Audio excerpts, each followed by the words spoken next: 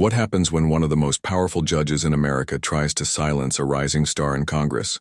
What happens when years of tradition, power, and prestige collide with fresh energy, sharp intelligence, and fearless determination?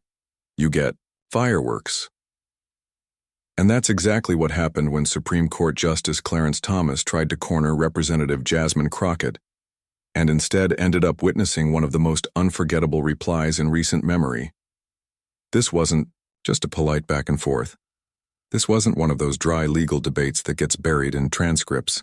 No, this was a clash of generations, a clash of philosophies, and most importantly, a clash that left the entire courtroom frozen in silence. If you've been following politics, you already know who Clarence Thomas is, the longest-serving justice currently on the bench, a man whose rulings and opinions have reshaped American law for decades.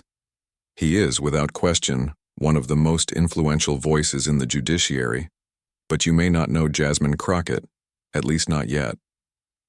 A rising Democratic representative from Texas, Crockett has made waves for her boldness, her refusal to back down, and her ability to turn moments of confrontation into viral history. What unfolded between them wasn't just a disagreement. It was a masterclass in political courage. A moment where power met resistance and a reminder that sometimes the loudest voice in the room isn't the oldest. It's the one unafraid to tell the truth. Today, we're going to break down this viral confrontation step by step.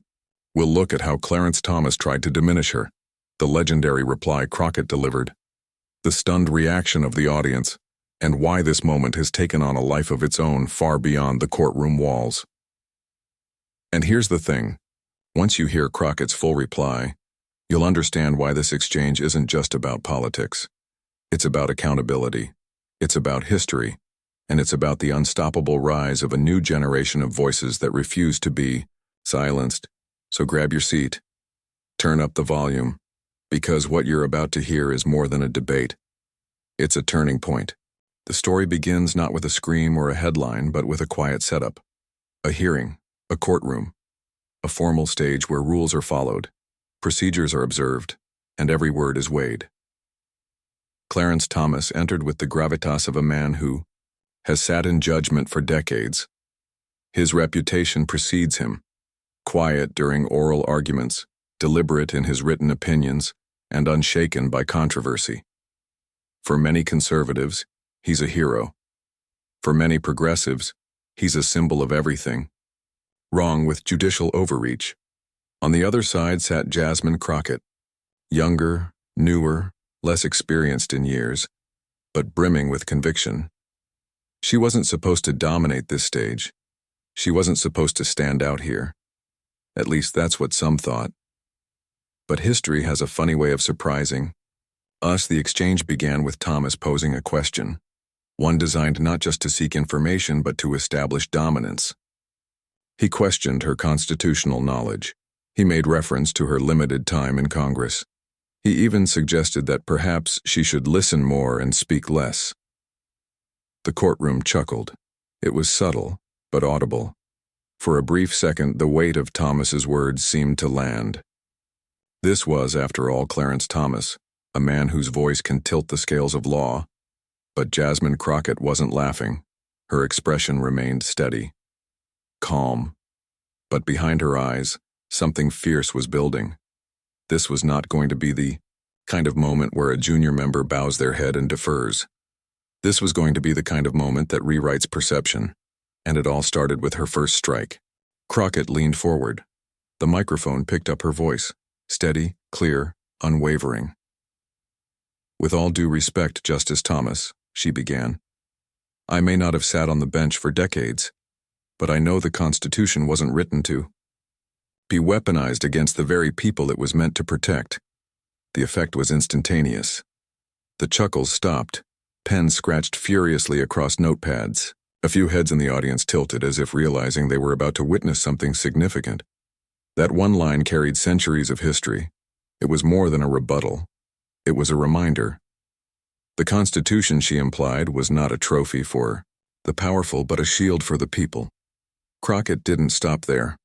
She went on to cite the 14th Amendment, reminding everyone in the room why it was written in the first place, to guarantee equal protection, to ensure that the promises of freedom applied to all. She brought up civil rights rulings, pointing out how progress has always been met with resistance from those in power. And then she delivered a line that hung in the air like a challenge. Progress in America has never come from silence. It has always come from those willing to speak up when others told them to sit down. It wasn't loud, it wasn't aggressive, but it was devastatingly precise. The balance of the room shifted. Clarence Thomas, usually unreadable, shifted slightly, in his chair. The audience leaned in, and for the first time in the exchange it was clear. Jasmine Crockett wasn't just holding her ground, she was drawing new lines. Clarence Thomas, of course, wasn't going to let that go unanswered. He adjusted his glasses, leaned forward, and with his characteristic calm authority, accused Crockett of grandstanding. He suggested that she was twisting legal precedent to fit her narrative. He dismissed her as someone who, rather than contributing meaningfully to the conversation, was performing for the cameras and the crowd. It was an old tactic, one that has worked countless times in politics. Accuse your opponent of theatrics. Reduce their argument to performance. Cast them as unserious. But Jasmine Crockett was ready. She didn't immediately fire back. Instead, she paused. She let the accusation hang in the air, stretching the silence into discomfort. And then, with the faintest of smiles, she answered. Grandstanding, she said softly, is pretending that silence is wisdom. My job, the oath I swore, is to speak for the people who sent me here. And if that makes you uncomfortable, then maybe the truth is doing its job.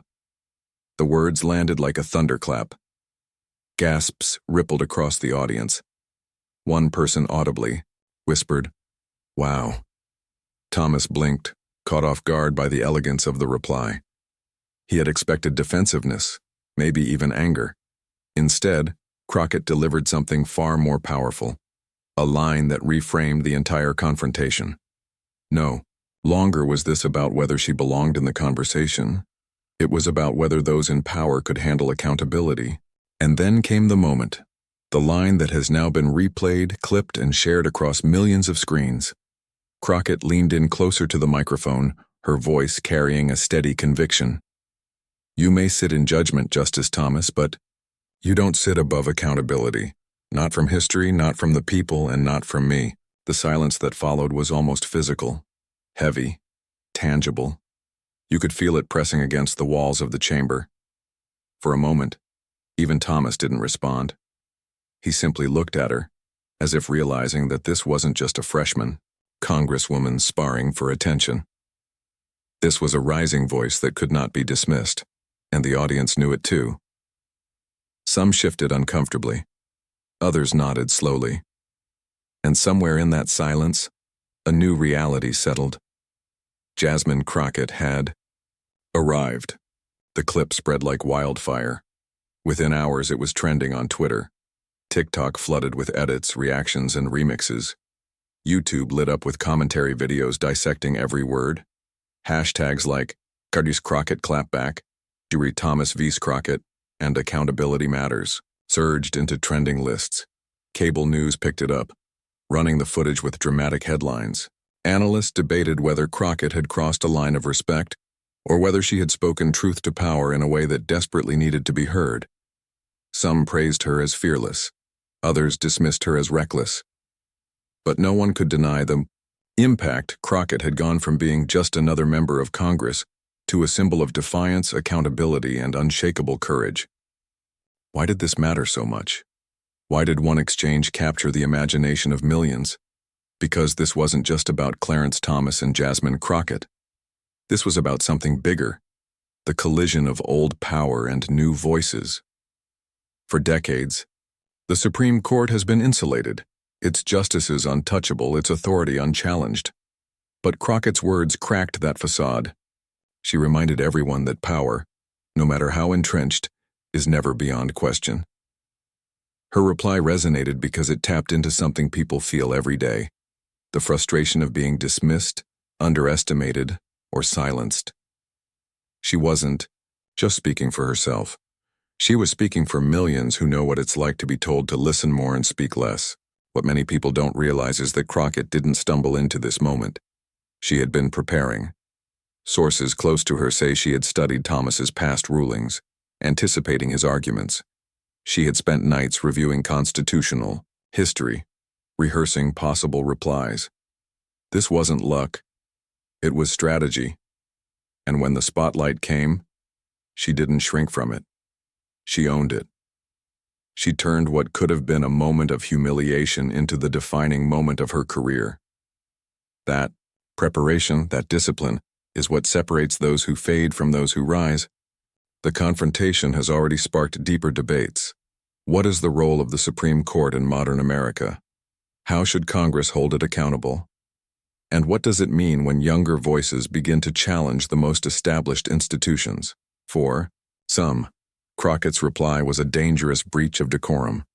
For others, it was the breath of fresh air American politics desperately needs. But no matter where you stand, one thing is undeniable. Jasmine Crockett proved she isn't afraid of the biggest stage. And that courage, that refusal to be silenced, could reshape the future of American politics. So now the question is yours. Was Jasmine Crockett right to stand her ground against Clarence Thomas? Or did she cross a line of respect for the court? Whatever your answer, one thing is certain. This moment will be remembered. Not just as a clash between two individuals, but as a sign of where America is heading. If you want to see more breakdowns of viral political moments like this, make sure to hit that like button, subscribe, and ring the notification bell. Because we're just getting started. History is being written in real time. Don't just watch it, be part of it.